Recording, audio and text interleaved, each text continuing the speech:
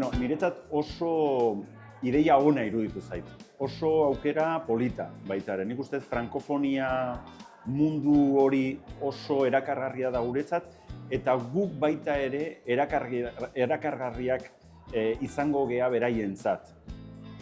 Oso mundu berezia da, kulturan zalantzarik gabe gauza asko egiten dituzte orokorrean, batzutan ereduak dira baita ere, zentzu horretan, eta adibidez gure zinema eta gure zinema ondarea ondo zabaltzeko nik uste frankofonia mundu hori benetan garrantzitsua izango dela.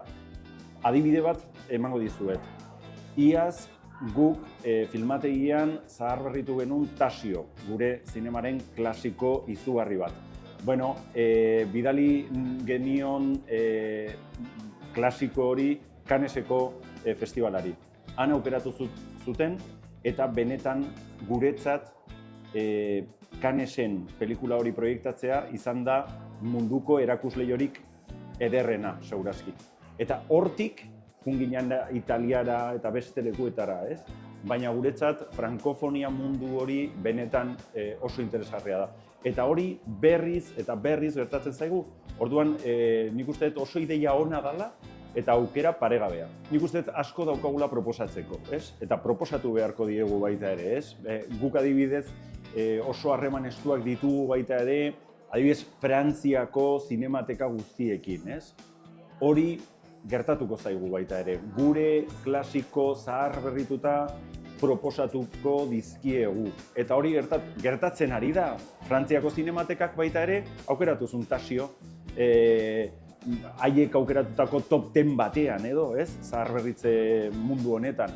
Hori oso garrantzitsua da baita ere, ez? Orduan, sekulako erakusleio bat eskaintzen digute eta aprobetxatu beharko dugu. Baita ere, ondare aldetik.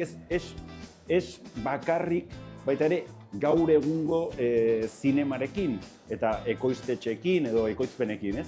Baizik eta baita ere, gure ikuspuntutik, ondarea baita ere zabaltzeko. Beira, nik uste Euskal Zinemaren arloan nik beti esaten dut. Euskal Zinema ez da ona guk esaten dugulako, baizik eta besteek esaten digutelako.